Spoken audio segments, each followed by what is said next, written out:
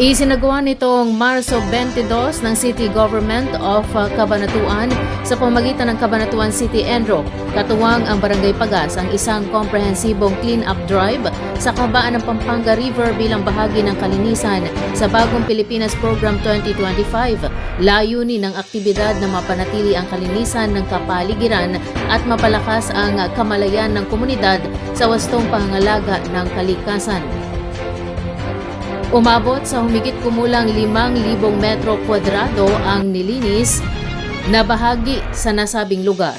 Naging matagumpay ang programa sa tulong ng kabuang 50 kalahok kung saan 40 dito ay mga barangay personnel na aktibong nakiisa sa gawain. Sa isinagawa nga paglilinis, nakalikom ang grupo ng tinatayang 15 kilo ng basura na naipon sa 2 sako. Kabilang sa mga nakolektang basura ang mga plastic, bote at iba pang solid waste na maaaring magdulot ng polusyon sa ilog kung hindi agad naaksyonan. Ayon sa pamunuan ng barangay sa pangunguna ni Punong Barangay Christopher Lee, mahalagang patuloy na pakikiisa ng bawat mamamayan upang mapanatiling malinis ang kanilang kapaligiran. Binigyang diin din niya na ang ganitong uri ng aktibidad ay hindi lamang responsibilidad ng pamahalaan kundi ng buong komunidad. Ang mga larawan ng nasabing clean-up drive ay naipasa na sa Cabanatuan City West District at ibinahagi rin sa opisyal na Facebook account ng Barangay Pagas upang magsilbing inspirasyon sa iba pang komunidad. Bahagi ang aktibidad na ito ng mas malawak na kampanya na may temang #MyKalinisan, Kalinga at Inisyatibo para sa Malinis na Bayan sa Bagong Pilipinas na naglalayong hikayatin ang bawat Pilipino na maging aktibo sa pagpapanatili ng kalinisan at kaayusan sa kanilang kapaligiran. Patuloy namang hinihikayat ng City Enro ang publiko na makiisa sa mga ganitong programa upang makamit ang mas malinis, ligtas at maayos na lungsod para sa susunod na henerasyon. Inilunsad ngayon sa Science City of Muñoz, Nueva Ecija ang isang makabagong pananaliksik sa larangan ng genomics upang matukoy ang mahahalagang katangian ng mga tradisyonal na variety ng palay sa Pilipinas na maaaring makatulong sa pagbuo ng mas matibay at masustansyang uri ng bigas para sa mga magsasaka.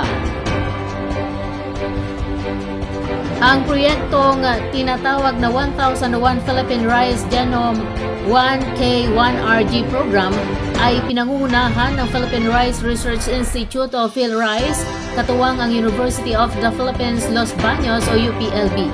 Layunin nitong masuri ang genome ng 1001 tradisyonal na uri ng palay o TRVs upang matukoy ang mga katangiang kapaki-pakinabang sa pagpaparami at pagpapahusay ng mga bagong variety ng palay.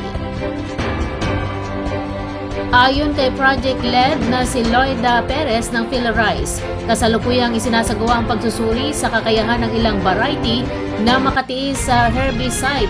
Sa ngayon, halos kalahati na ng mga napiling tradisyonal na palay ang nasuri. Ipiliwanag ni Perez na bagamat kilala ang mga tradisyonal na variety sa kanilang natatanging katangian, nananatili silang hindi gaanong nagagamit dahil sa mga hamon sa produksyon. Sa pamagitan ng pagsasama ng phenotyping, genetic mapping at whole genome sequencing, inaasahang matutukoy ang mga bagong gene at katangiang maaaring gamitin sa mga susunod na rice breeding program. Sa paunang resulta ng pag-aaral, natukoy ng mga mananaliksik ang 3 uri ng tradisyonal na palay na maaaring anihin sa loob lamang ng mas mababa sa 100 araw. Mahalaga ang katangiang ito upang makaiwas ang mga magsasaka sa pagkalugi dulot ng tagtuyot, bagyo at iba pang matitinding kondisyon ng panahon. Bukod dito, lumabas din sa pag-aaral na 22 tradisyonal na variety ang may mataas na kakayahan sa pagtubo kahit lubog sa tubig na may hindi bababa sa 75% germination rate. Malaking tulong ito sa mga magsasaka lalo na kapag ang kanilang mga sakahan ay nababaha matapos ang malalakas na ulan. Sinusuri rin ng mga siyentipiko ang nutritional na halaga ng mga naturang variety, kabilang ang taglay nitong zinc, iron, protina, essential amino acids at phytic acid. Layunin nitong makapag-develop ng mga uri ng bigas na makatutulong sa pagpapabuti ng nutrisyon ng mga pamilyang Pilipino. Binubuo ang inisyatiba ng dalawang pangunahing proyekto, ang Traditional Rice Phenotypes and Trait Genetic Mapping at ang Mining the Diversity of Philippine Traditional Rice Varieties. Ayon naman kay Michael Paruganan, profesor mula sa New York University at miyembro ng Philippine-American Academy of Science and Engineering, pinagsasama ng programang ito ang makabagong agham at tradisyonal na kaalaman upang makalikha ng mga variety ng palay na matibay sa klima, masustansya at mataas ang ani. Inaasahan sa pagtatapos ng pananaliksik, magsisilbi itong gabay sa pagbuo ng mga pinahusay na uri ng palay na makatutulong sa patuloy na produksyon, pagbawas ng panganib sa pagsasaka at pagpapalakas ng seguridad sa pagkain sa buong bansa. Aktibong nakiisa ang Barangay V100 sa isinagawang clean-up drive nitong Marso 21 bilang bahagi ng kalinisan sa Bagong Pilipinas Program 2025 na pinangungunahan ng City Government of Cabanatuan sa pamamagitan ng Cabanatuan City Enro.